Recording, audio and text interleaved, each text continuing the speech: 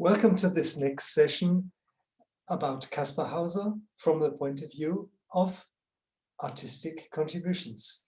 And this time, Eckhard Böhme will read a short story. Crossing the border.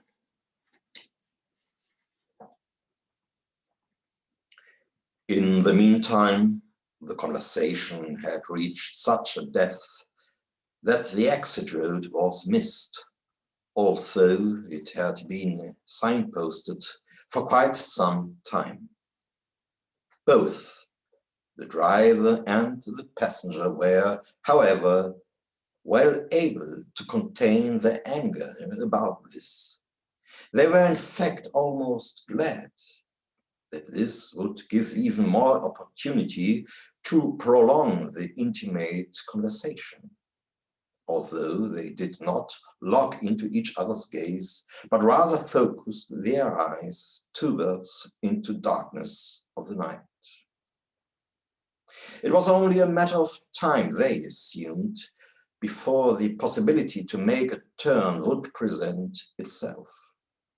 But they were kept waiting for this opportunity. Up to now, the driver had to admit he had not really been able to grasp the content of the conversation. Try to formulate it as your own question. All right. If then the first in line of birth would have been able to turn this country into a new castle of the Grail, but was prevented from doing so, how can one comprehend that his sacrifice could have even greater effects?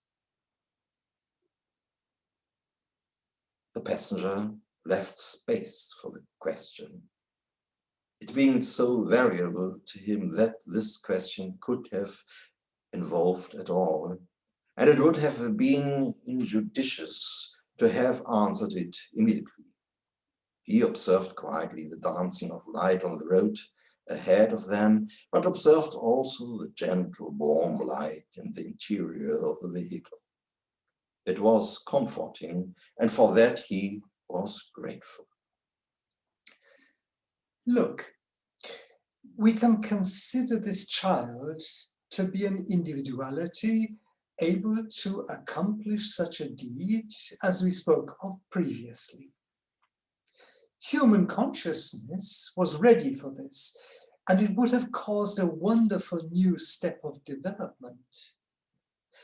We also know, however, that this step would not have been welcomed by all, and that is why he was locked away, unable to affect the world.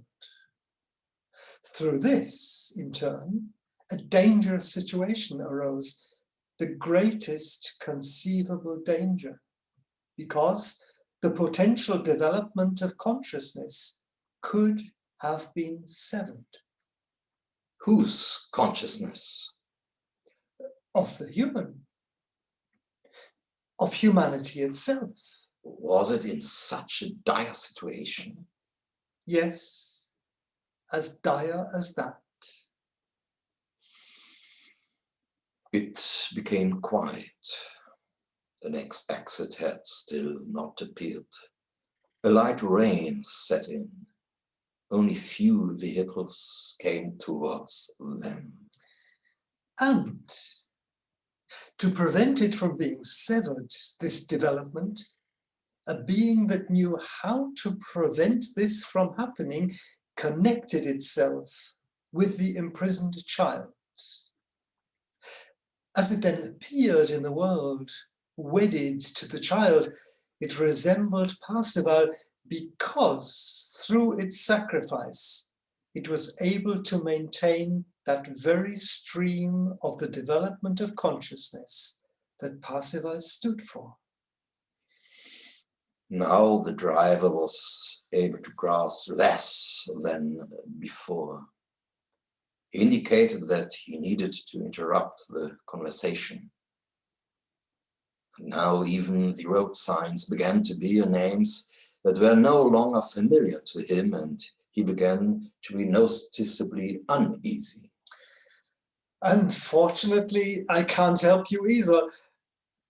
These names are completely unknown to me also. One more question. Of course. Is he whom we know as Caspar Hauser identical with that firstborn prince who was imprisoned?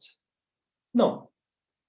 The one who was imprisoned was the one who could have built the new castle of the Grail. The one that we know as Caspar Hauser is the one who was able to preserve the path of Parzival. And are they not identical? Indeed. Then it was not long before the journey led to the border of the country. Politely, the two travelers were asked for their passports. Documents were completely valid. However, what the inspectors could see in black and white filled them with astonishment.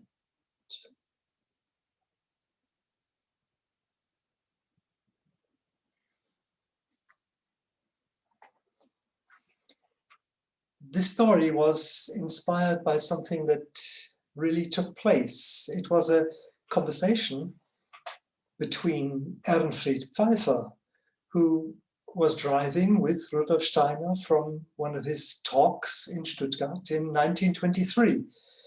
And that is where a very similar conversation took place. Now, we know of this because Ehrenfried Pfeiffer gave a talk about this actually on American soil in Spring Valley in 1946. He gave a lecture about leadership questions, and there he told this little account, and I will read it to you from his lecture. This is Ehrenfried Pfeiffer. I was always particularly interested in Caspar Hauser because I spent a part of my youth in Nuremberg and was in touch with the descendants of the families with whom he had lived and heard a lot of talk about him. Once, when I was traveling by car from Stuttgart to Dornach with Rudolf Steiner, we talked about Caspar Hauser. I asked what the real mission of Caspar Hauser was. Rudolf Steiner said Caspar Hauser was a very high initiate and had the power to maintain the contact between Earth and the spiritual world at a time when nobody else could. I may add here, on my own responsibility, that it appears that a very high being stood behind him, probably an archai.